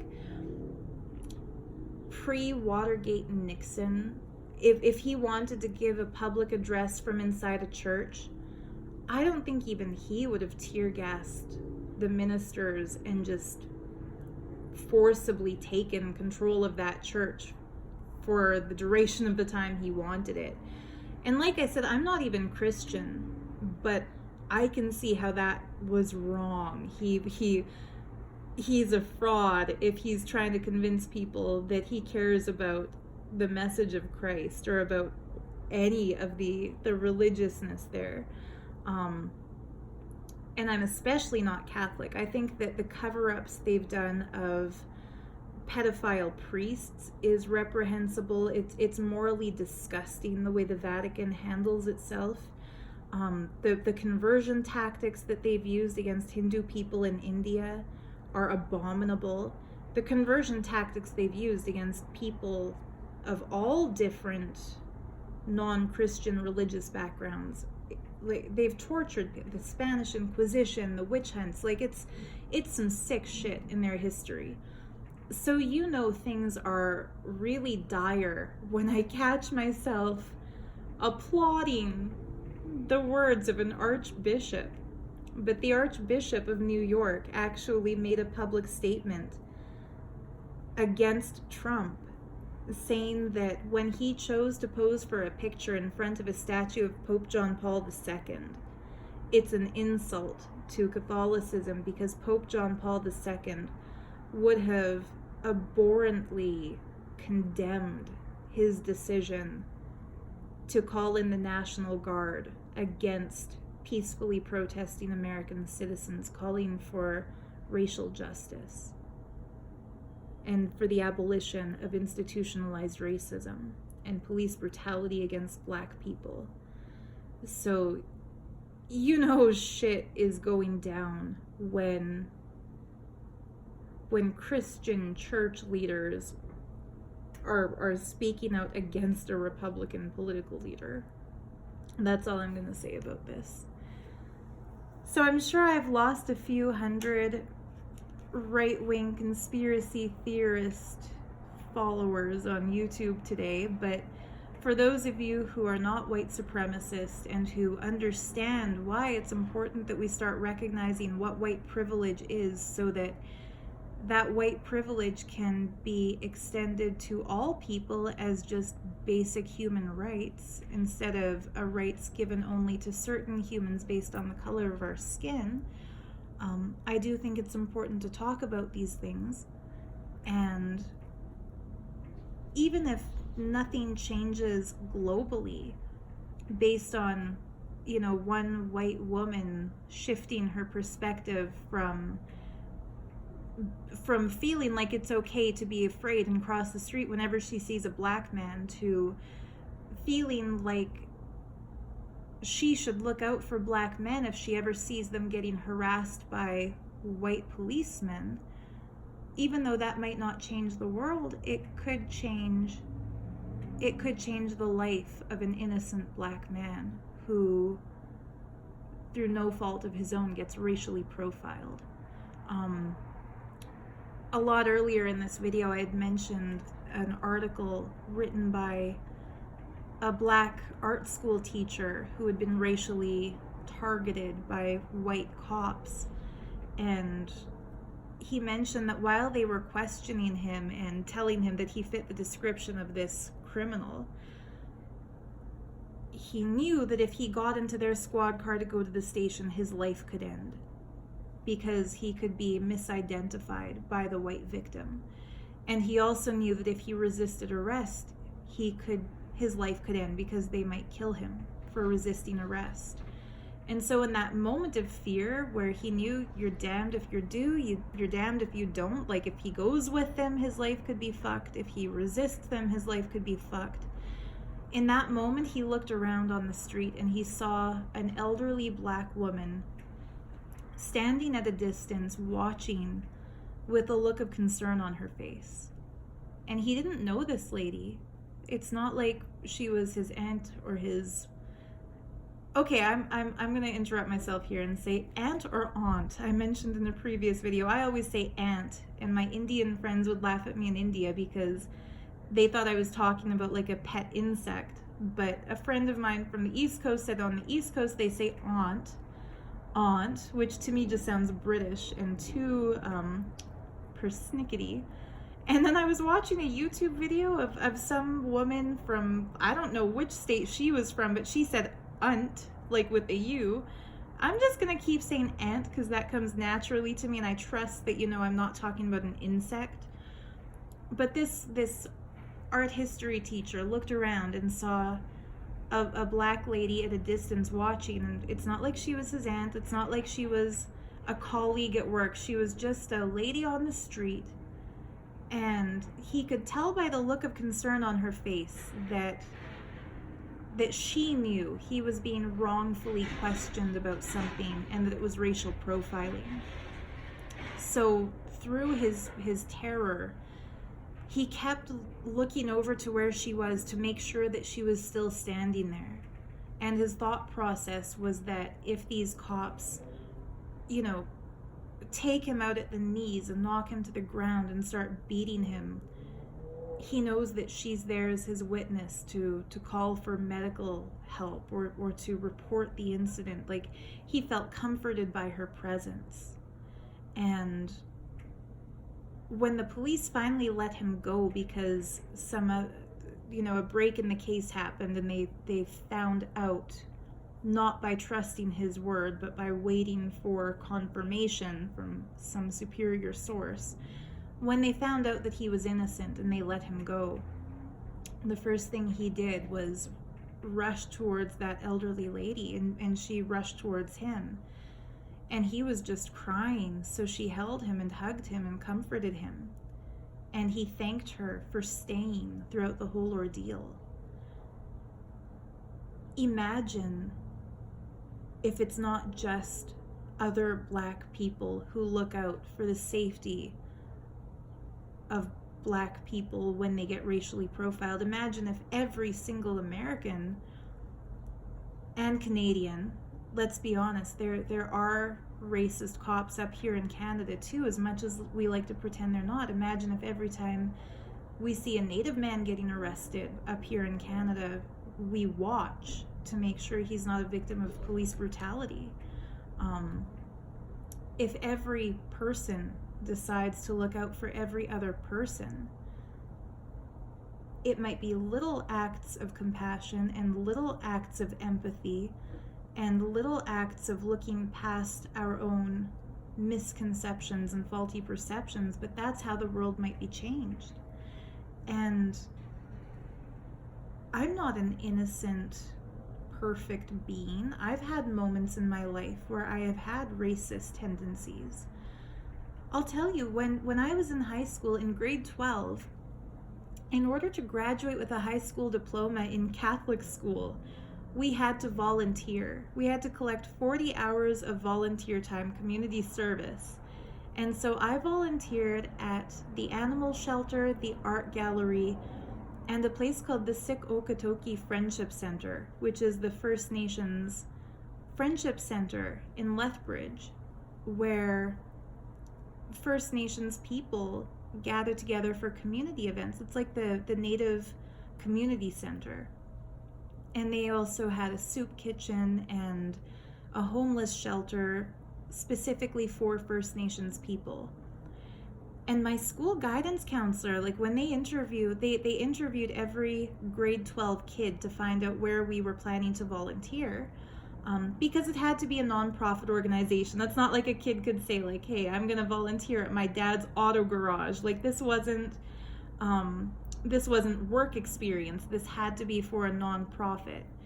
When I told the guidance counselor I want to volunteer at the art gallery, the animal shelter, and the friendship center, the guidance counselor actually told me, don't volunteer at the friendship center. That's only for Natives.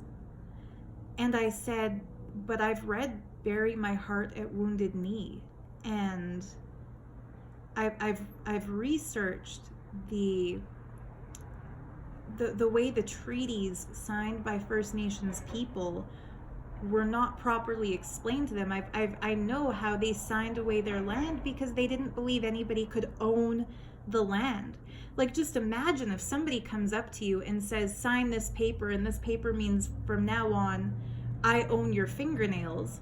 You might laugh it off and sign that paper because you think they're gonna keep growing and I'll do with them as I please because nobody can own my fingernails. They're my fingernails. So you sign that paper and then that person chops your hands off.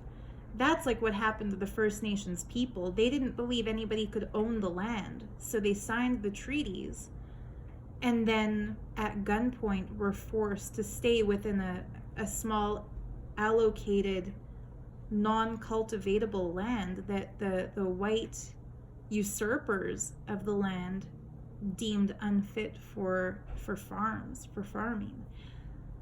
So I was trying to explain to my guidance counselor that I know the Friendship Center is there to serve the Native community, and I want to serve the Native community because I know what has happened to them historically, and in whatever little way I can, I would like to be a help to them. And that was the first time I was introduced to the phrase white guilt. My guidance counselor actually told me, you have white guilt right now, you have to let that go. And so I Googled that term and found out that term basically just refers to a white person waking up to the horror of our ancestors' actions and feeling personally responsible for it. And it's funny because I brought up this term in conversation yesterday with a beautiful Black friend of mine. And she said, well, I know what white guilt means, but why are you using that word to describe how you felt in high school? Because I mentioned to her that when I was in high school, I had white guilt. So I told her this same thing I'm telling you now. And she said, you didn't have white guilt, you had compassion. You had empathy for other people. And even the label of white guilt that white people invented to dismiss the compassionate realization of cultural crimes committed by ancestors, that's another term that just dismisses the entire issue of race that needs to be addressed in these days. It's not white guilt, it's white awakening. It's understanding what others have been through historically and feeling personally committed to changing that for the better for everyone. And so, despite my guidance counselor in high school telling me, don't go, it's only for Natives, when I really insisted and said, no, I'm going to do this. This is something that means something to me. I am going to volunteer at that Friendship Center. That guidance counselor tried to talk me out of it and said, you might not be safe there. They might not accept you there because you're white. They might attack you. And so this guidance counselor in school was trying to instill in me a fear of Native people. And I went anyway. The center was within walking distance of my high school, so at the end of that school day, I was a stubborn little brat, guys. Let's not beat around the bush here. I was a stubborn little brat when I was a teenager. So if an authority figure told me not to do something I felt passionate about, I would double down and do it extra. So I walked to the Friendship Center with my resume, showing no work experience, of course. But I walked in up to the front desk and handed my resume and said I'd like to volunteer here. And the woman behind the desk kind of laughed and looked me up and down and said, why? And I told her, I feel like historically, white people have done nothing but abuse First Nations people. And so if I can do anything, I told her I'll sweep the floors, I'll clean the bathrooms. I told her I'm vegan, so as long as I don't have to prepare food, other than that, I'll do anything here. And so she signed me up to volunteer the bingos. And I didn't know what working a bingo meant. And if you don't know what working a bingo means, consider yourself blessed in life, because back in those days, it was like a hall filled with cigarette smoke so thick that it would sting your eyes. And basically these bingo halls, I don't know why a 17-year-old was allowed to work there, because it's gambling. But people playing bingo, when their card shows that they've won the bingo game, they wave it up, and it's the volunteers who take it to the front to be checked, and who pass out the money when they win a prize, and clean out their ashtrays and bring them drinks. And it's like being a waitress at a bar, but the bar is a gambling hall.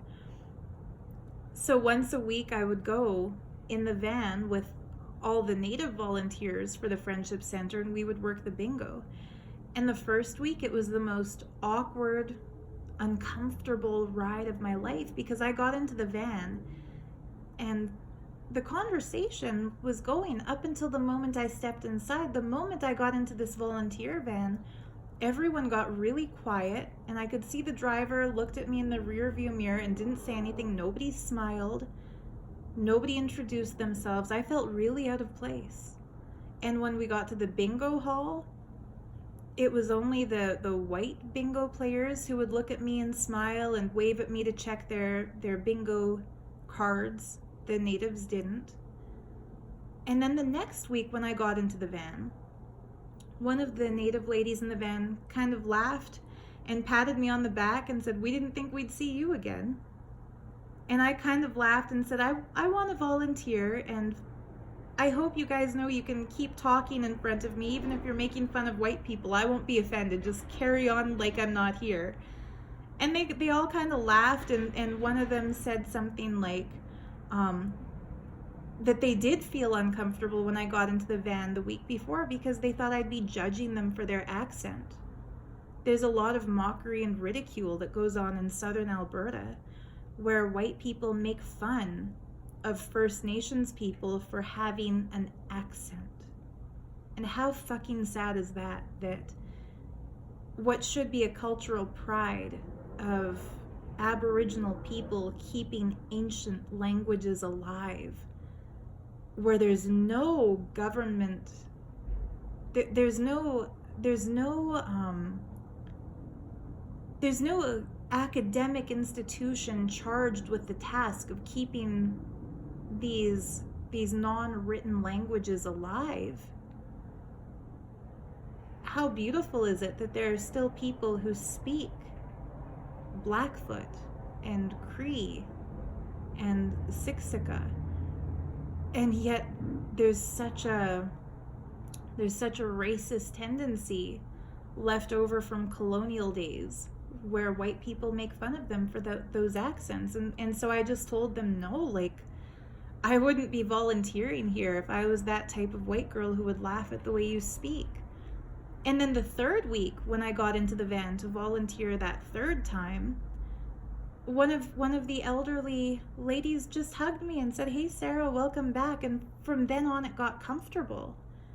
And that's when I got a phone call from the director of the Friendship Center saying, you know, when you first started, we put you on bingos because we weren't sure how you would get along with the other volunteers, but one of the other volunteers had said, had given my name to volunteer at one of the dances. They needed somebody to come in when they had a powwow.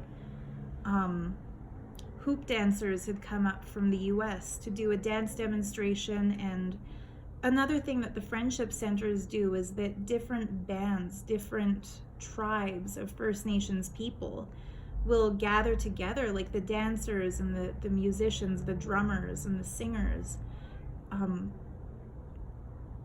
to share with each other. And so normally they wouldn't have brought in, let's be honest, there were no other white volunteers there. And the guy had said, yeah, we didn't think that you'd be wanted at these cultural events, but you've kind of proven yourself at these bingos. And so I went as a volunteer. And there was a certain moment where they honored all the grandfathers, so all the elderly men sat down in a circle and the visitors gave them each a gift. And then all the grandmothers sat down in a circle and they were each given a gift. And then all the mothers, and then all the fathers, and then all the sons, and then all the daughters.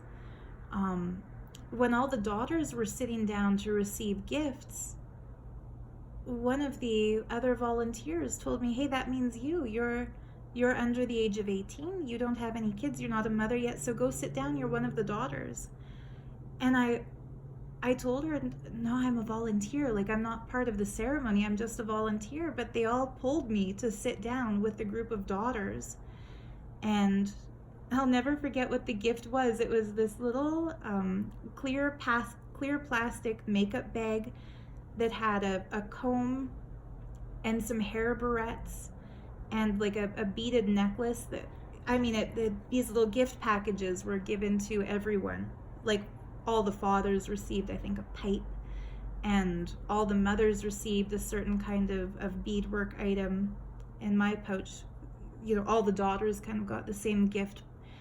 But I cherished that comb and that barrette and that necklace for years, because it wasn't the items, it was the love that I felt. How my high school guidance counselor had warned me in a very racist, discriminatory way that center is only for Native people and they won't want you there.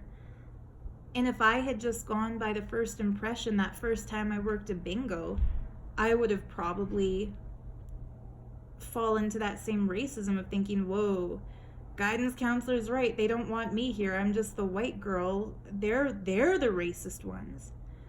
But my experience proved there is no such thing as what white people call reverse racism. They were afraid that I would make fun of them. That's why they didn't speak openly in front of me. They were afraid I would judge them, and that's why they put me on the bingos instead of the ceremonies and the dances. It's not that they were racist against white people, it's that their cultural experience is that white people are racist against them, so their defenses were up. And in order to be not just not racist, but also anti-racist, you have to let go of this personal pride and this ego where you feel like you're the victim if you have to prove yourself as an anti-racist. Fuck that. If somebody is afraid of you because people who look like you have hurt them generation after generation after generation, so you have to prove that you're not racist in order to win their friendship, prove it. Don't feel hurt. Don't feel like you're the victim of reverse racism. Understand, if there is something you perceive as reverse racism, it's for a reason. It's because racism exists. And I used to look forward to going to the Friendship Center. I remember even at another dance ceremony where I volunteered, one of the cooks in the kitchen brought me a plate of bannock and said, like, hey, like, we knew you were coming, so don't worry, we cleaned out all the lard from the fryer and we replaced it with vegetable Crisco, so it's completely vegan. Bannock is like it's kind of like, if you know Indian food, it's like a puri, it's like a fry bread. It's so delicious. I could have gained like 50 pounds if I had kept volunteering there.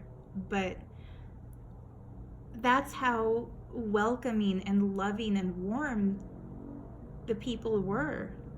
As soon as they realized I wasn't a threat to them, I wasn't a racist who was there to make fun of them and judge them, that I truly cared for them, they welcomed me in with open arms.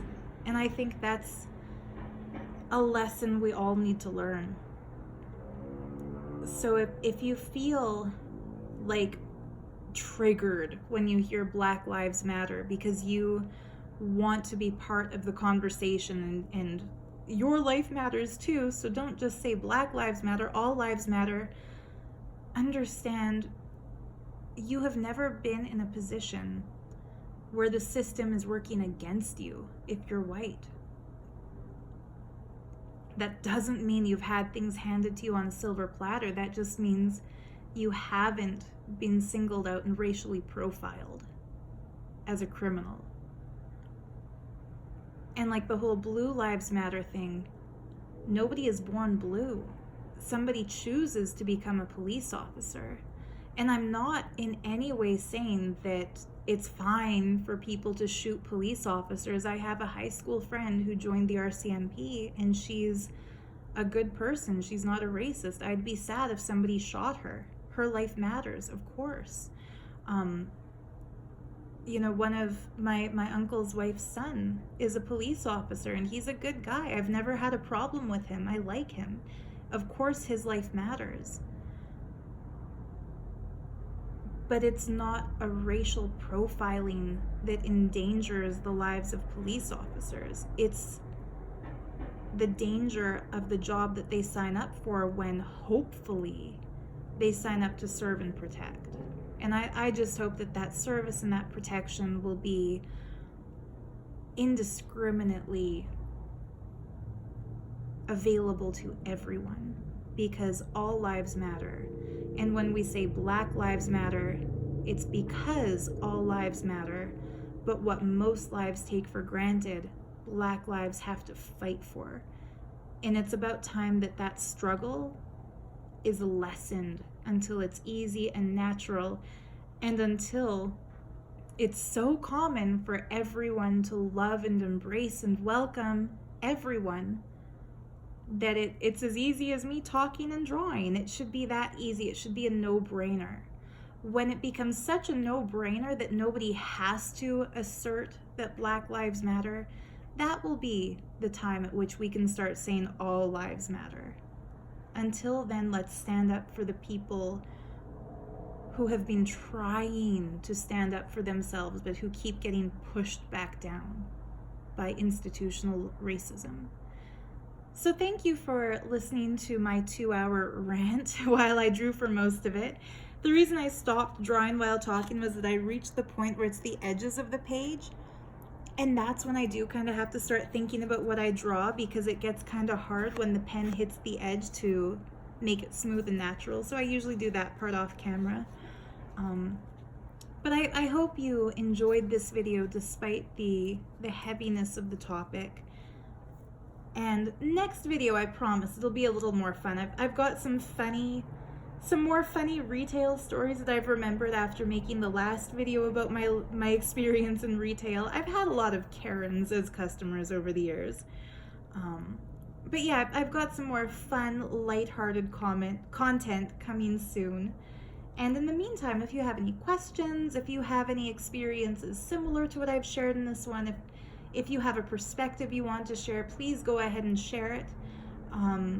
Unless you're a racist and you want to speak out against people on the basis of their genetic ancestry, or unless you're a trumpet and you want to defend the aggressive white supremacist actions of the impeached President Donald Trump. Why do people keep forgetting that he was impeached? Bill Clinton was impeached for getting a blowjob from Monica Lewinsky and removed from office. Trump has done way worse than that. Look at all the porn stars who have come forward about his sleeping with them while he was married. Like, why was he not removed from office? That's just, I'm curious.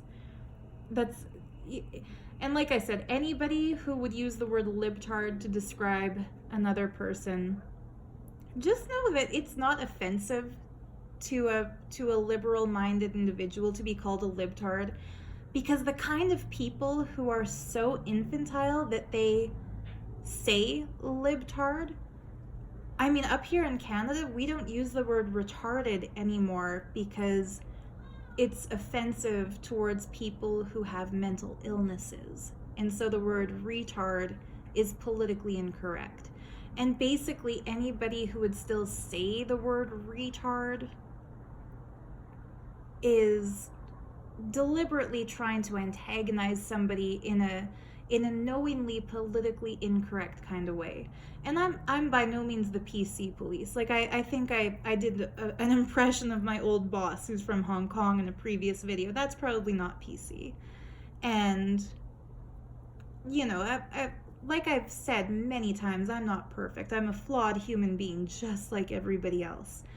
But in certain situations, common sense, it's needed again in the world.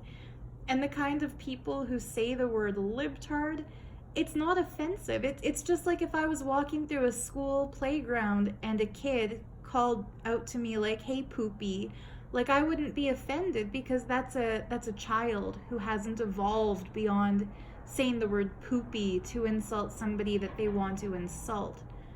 And that is it. That's how I see these kinds of